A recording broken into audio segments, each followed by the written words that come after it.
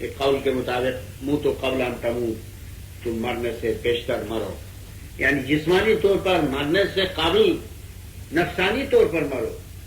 اس تعلیم کے مطابق مومن یقیناً اس اعلی موت کو چاہتا ہے، تو پھر یہ اس کا چاہنا بہشت کے اہل ہونے کا ثبوت ہے، خدا کی دوستی کا ثبوت ہے۔ یا نہیں تو دنیا کی زندگی پر آخرت کی زندگی کو ترجیح دیتا ہے۔ وہ سمجھتا ہے کہ دنیا کی زندگی کچھ نہیں ہے، آخرت کی زندگی حقیقی ہے اور اعلیٰ ہے، تو اس معنی میں بھی وہ روحانی موت کو چاہتا ہے، بہت سے معنوں میں، اور اس کی بہت بڑی اہمیت ہے۔ تو بہرحال اس موضوع کو اچھی طرح سے ذہن نشین کرنے کی ضرورت ہے۔ پھر اس میں یہ بات بھی آئی تھی کہ بہشت میں موت نہیں ہوگی مگر روحانی موت کی پکچر ہوگی۔ وہاں جس طرح شروع میں بتایا گیا کہ عمل دکھا دیے جائیں گے، اسی سلسلے میں وہ اس عمل کو بھی دیکھے گا جس میں کہ وہ کسی کامل انسان کے ساتھ اس پر روحانی موت واقع ہو چکی تھی۔ بڑا مزہ آئے گا، اور اس مشاہدے میں اس کو کوئی تکلیف نہیں ہوگی، لذت ہوگی، خوشی ہوگی۔ تو مطلب یہ کہ ساری مشقت دنیا ہی میں ختم ہو جائے گی، اور بہشت میں کوئی مشقت نہیں، مگر مشقت کا پھل ہے وہاں، اور وہاں پر سارے کارنامے دکھا دیے جائیں گے، کارنامے کے طور پر۔ جس طرح ایک شخص، کوئی مہمجو شخص اپنے کارنامے کو دیکھتا ہے، قلمی طور پر دیکھتا ہے، علم کے طور پر دیکھتا ہے، تعریف کے طور پر دیکھتا ہے، کسی کی زبانی سنتا ہے تو اس کو مزہ آتا ہے۔ تو بہشت ایک ایسی جگہ ہے جہاں پر مومن کے کارنامے دکھائے جاتے ہیں، سنائے جاتے ہیں، زندہ فلم کی شکل میں۔ تو وہاں موت کا منظر بہت عمدگی سے اور کامیابی سے دکھا دیا جائے گا۔ مومن دیکھے گا کہ دنیا میں اس کا ذرہ کس طرح امام کے حضور گیا تھا، اور جس زمانے میں امام کا نور مکمل ہو رہا تھا، مکمل کا مطلب کہ جب نور باپ سے بیٹے میں منتقل ہو جاتا ہے تو بیٹے میں وہ نور کئی مراحل کو طے کرتا ہے، اس کا کورس ہوتا ہے، روحانیت کا کورس ہوتا ہے۔ اس وقت مومنین کے ذرات وہاں پر موجود ہوتے ہیں، زندہ ذرات ہوتے ہیں، ان پر وہی واقعات گزرتے ہیں جو امام پر گزرتے ہیں، لیکن امام شعور میں ہوتا ہے، اور یہ ذرات غیر شعوری طور پر اس انفراد قیامت میں شریک ہوتے ہیں۔ اس کا مطلب یہ ہوا کہ جب مومن جسمانی موت مارے گا تو وہ یکایک خود کو بلا حساب بہشت میں پائے گا۔ یہ بات انقلابی ہے آپ کے لیے، اور اس کے لیے امام کے فرامین کے اشارے آپ کے پاس موجود ہیں۔ نہ وہ پل صراط دیکھے گا، نہ وہ حشر کا میدان دیکھے گا، نہ وہ آفتاب قیامت دیکھے گا، نہ وہ نکیر منکر کو دیکھے گا، نہ وہ قبر کے عذاب کو دیکھے گا، کچھ بھی نہیں، کچھ بھی نہیں۔ بس جسمانی موت مارے گا جس طرح سے کہ مرنا ہے، اس کے بعد آہستہ آہستہ خود کو بہشت کے درمیان پائے گا، اور وہ وہاں سوال کرے گا، یا خداوند عالمین، ہم نے دین اسلام کو قبول کرنے کے ساتھ ساتھ بہت سی روایات سنی تھی اور بہت سے واقعات کے بارے میں پڑھا تھا، وہ کہاں ہے؟ تو خداوند عالم اسے فرمائے گا کہ ابھی تم کو دکھاتے ہیں۔ تو پھر ہر چیز گزری ہوئی حالت میں فلم کے طور پر، عکس کے طور پر اس کے سامنے پیش کیا جائے گا، کیونکہ مستند کتاب میں ہے کہ کچھ لوگ ایسے ہیں کہ ان سے حساب کتاب لیے بغیر خدا ان کو بہشت میں داخل کرنا چاہتا ہے۔ یہ آپ کی کتاب دعائم الاسلام میں ہے، امامون کی روایت سے، کہ ان میں سے ایک جار اللہ ہے، خدا کے ہمسائے۔ خدا کے ہمسائے کون ہیں؟ آپ کو معلوم ہے کہ جسمانی طور پر خدا کے ہمسائے نہیں ہیں۔ دنیاوی مثال میں ہمسایہ ایک ایسا شخص ہوتا ہے کہ اس کا گھر آپ کے گھر کے ساتھ ہوتا ہے، اس میں نزدیکی کے معنی ہوتے ہیں، جو رہائش کے معنی میں آپ سے بہت ہی قریب ہے، متصل ہے، وہ آپ کا ہمسایہ ہے، پڑوسی ہے۔ لیکن خدا کے ہمسائے یا خدا کا ہمسایہ دنیا میں مادی طور پر کوئی نہیں ہے، اس لیے کہ خدا مادی طور پر، جسمانی طور پر، مکانی طور پر آپ کے قریب نہیں آ سکتا ہے۔ ہاں، جو لوگ روحانیت میں، علم میں، نظریے میں، عقیدے میں خدا کے ہمسائے ہیں، وہی خدا کے ہمسائے ہیں۔ میں سمجھتا ہوں، اور یہ میرا ایمان ہے، میرا عقیدہ راسخ ہے، بلکہ یہ میری عقلی توجیہ ہے، بلکہ تعویل ہے کہ صرف اسماعیلی ہی خدا کے ہمسائے ہیں، کیونکہ معرفت میں یہ بہت ہی خدا کے قریب ہے، لہذا ان کا کوئی حساب کتاب نہیں ہوگا، یہ بلا حساب جنت میں داخل کی جائیں گے، اور وہاں پر سب کچھ دیکھیں گے، وہ ساری چیزیں جن کو انہوں نے اپنے پیچھے چھوڑا ہے۔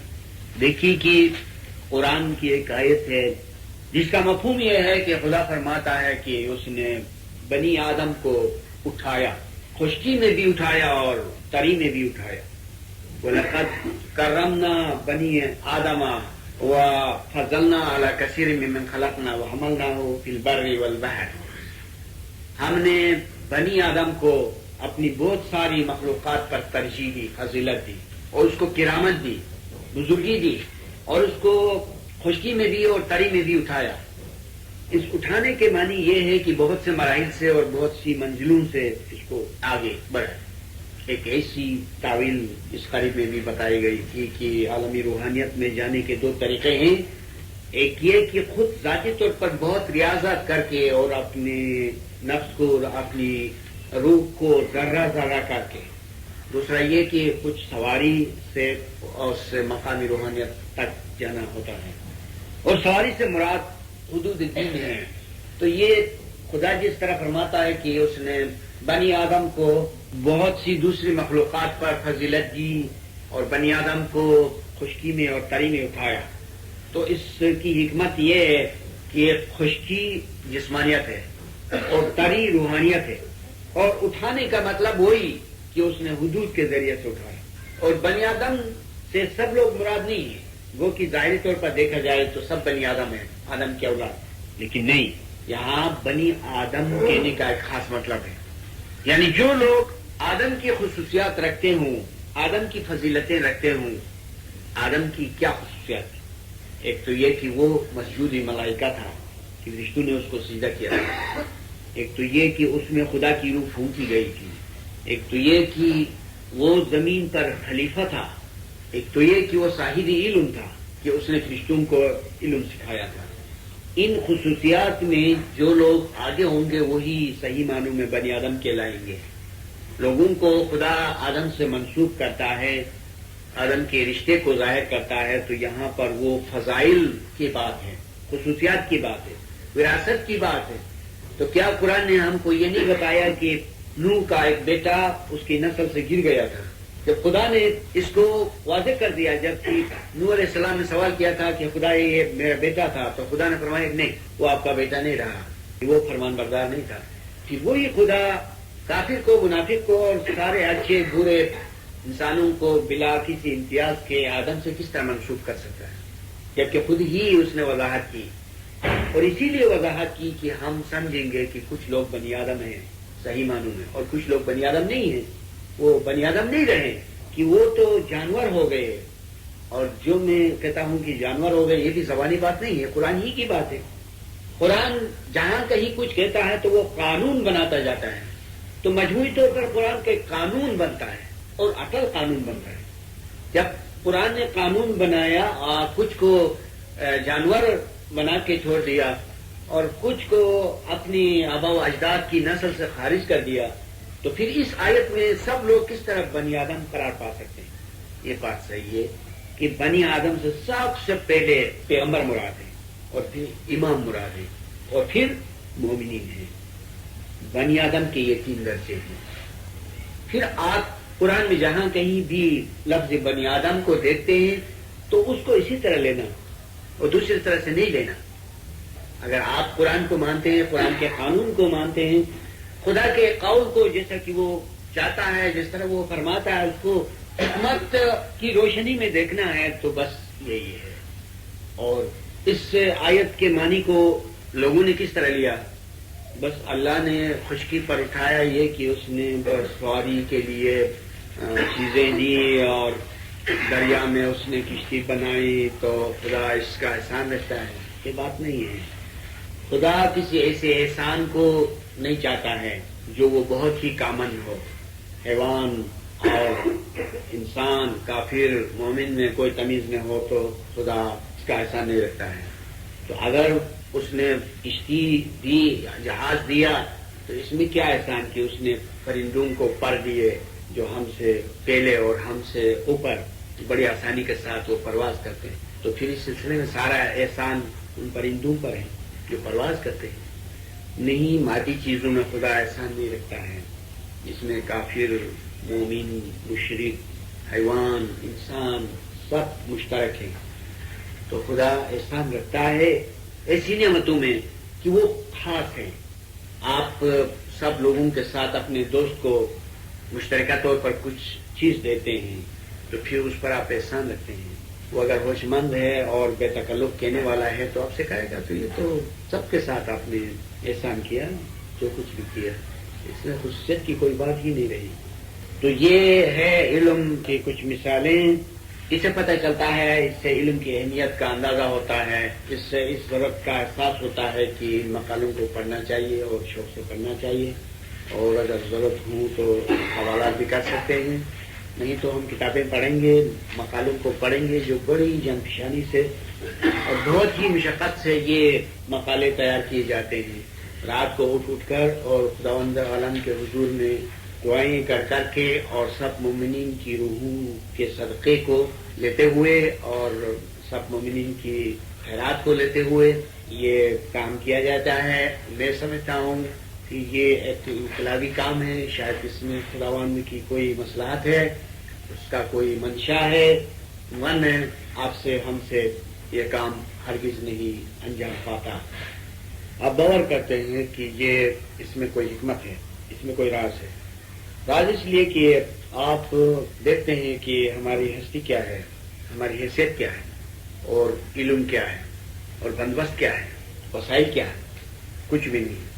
اس میں خداوند کا کوئی منشا ہے، اور اگر یہ بات صحیح ہے کہ اس میں خداوند کا کوئی منشا ہے، کوئی مصلحت ہے، تو پھر ہمیں اس کی قدر کرنی چاہیے، اس کو پڑھنا چاہیے اور اس کو اہمیت دینی چاہیے۔ کچھ وقت کے بعد ایسی امید لگتی ہے کہ اس کام کی جو خانہ حکمت کرتا ہے بڑی اہمیت ہوگی جو ادارہ عارف کے سامنے ہے، اور یہ ایک انقلابی کام ثابت ہوگا۔ لہذا ہمیں شکر گزار ہونا چاہیے اپنے خداوند کی اس نعمت کے لیے، اور اگر ہم شکر نہ کریں تو ہو سکتا ہے کہ یہ نعمت پھر چھن جائے اور ہم اس سے محروم ہو جائیں، کیونکہ ایسا ہوا ہے اور اکثر اوقات ایسا ہوتا ہے کہ جو بھی نعمت خصوصی ہوتی ہے اگر اس کی شکر گزاری نہ کی گئی، قدردانی نہ ہوئی، تو پھر خداوند قادر ہے اس بات پر کہ وہ اسے واپس اٹھائے۔ اس کے لیے ہمیں خوف بھی ہونا چاہیے، امید بھی ہونی چاہیے، لیکن شکر گزاری بہت ضروری ہے۔ اور شکر گزاری کی ایک صورت یہ ہے کہ ہم اس مقصد کو سمجھیں اور خداوند کے منشا کو سمجھیں، اس کو اچھی طرح سے ذہن نشین کر کے جماعت تک پہنچانے کے لیے وسائل پیدا کریں، تو تب یہ عملی شکر گزاری ہوگی، کیونکہ شکر گزاری صرف لفظوں میں محدود نہیں ہوتی ہے، وہ ایک عمل بھی ہوتا ہے، قول بھی ہوتا ہے۔ اسلام کی ہر چیز سب سے پہلے نیت ہے، پھر قول ہے، پھر عمل ہے۔ اور اسی کے ساتھ میں اپنی اس گفتگو کو ختم کرتا ہوں۔